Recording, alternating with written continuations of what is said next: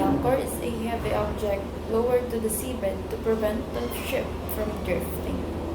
So the importance of the anchor is that it provides stability when the ship is stationary, preventing unwanted movement due to currents or winds. So next would be the propeller. The propeller is a rotating blade that propels the ship forward by pushing the water backward. The importance of the propeller is that it provides the primary source of thrust, enabling the ship to move and steer. Next is the stern. The stern is the rear part of the ship. The importance of the stern is that it houses critical components like the rudder and propellers. A well-designed stern helps reduce drag and improves maneuverability.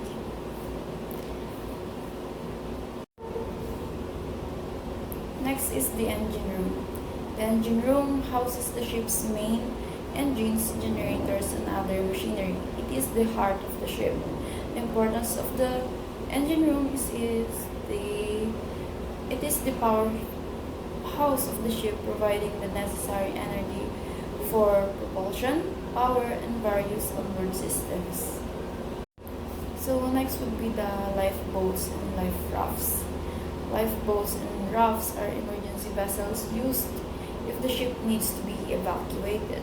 The importance of these are they provide a means of escape in case of emergencies, ensuring the crew and passengers have a chance of survival if the ship is lost or if there is disorder or fires or any emergencies that will put their lives at risk. So the keel is the backbone part of the ship. It is a long central beam running along the bottom of the hull from the bow to stern. The importance of the keel is that it provides stability and structural strength, making it essential for balance and preventing capsizing. Next is the bow. The bow is the front part of the ship, often streamlined to cut through the water efficiently. The importance of the bow is that it is a well-designed bow which reduces resistance, allowing the ship to move smoothly and saving fuel. So next is the stern. The stern is the rear part of the ship. It houses the critical components like the rudder and propellers. A well-designed stern helps reduce drag and improves maneuverability.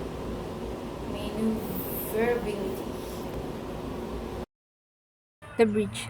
This is the control center of the ship. The bridge is where the captain and his crew control the ship, handle navigation, and communicate. If we're going to compare it to the human anatomy, it's like the brain of the ship.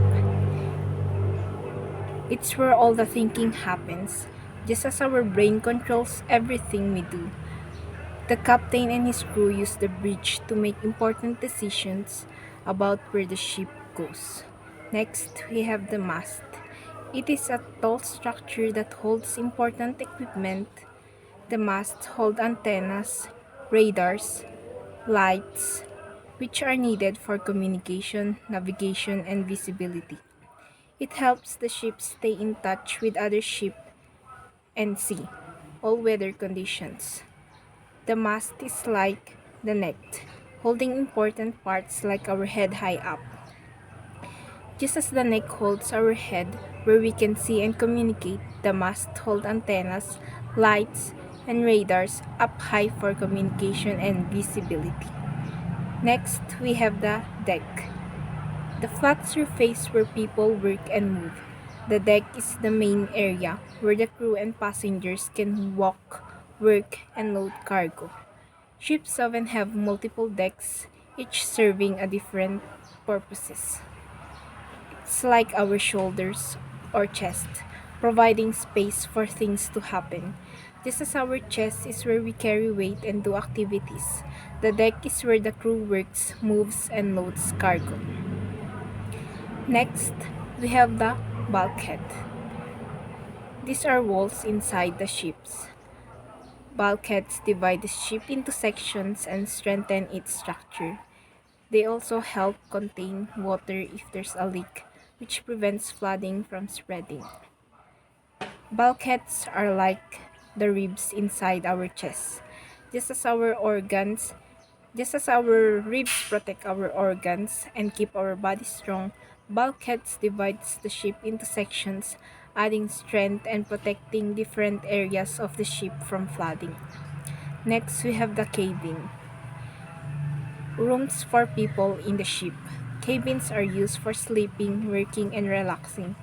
For long journeys, these spaces are important for crew and passengers, comfort and organization. Cabins are like rooms in our house, just as we need different rooms to sleep, work, or relax. Cabins give the crew and passengers places to rest, work, and live during long journeys.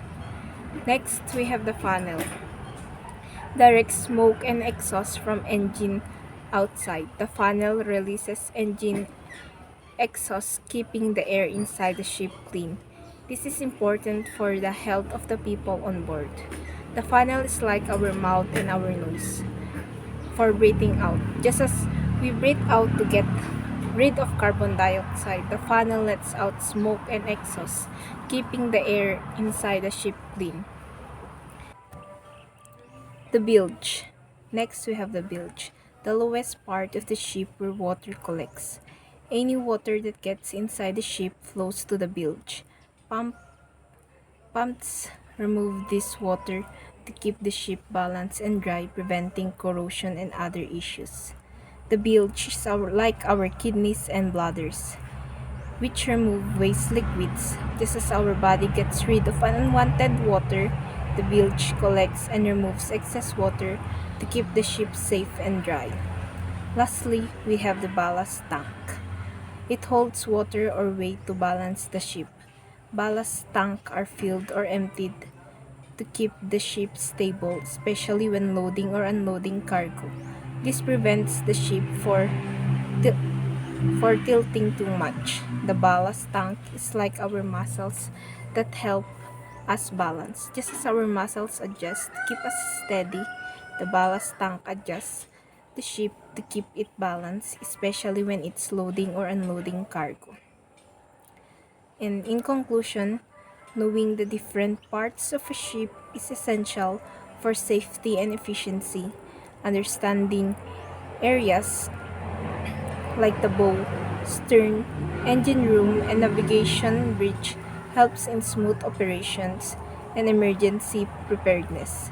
This knowledge is invaluable for anyone on board, enhancing the overall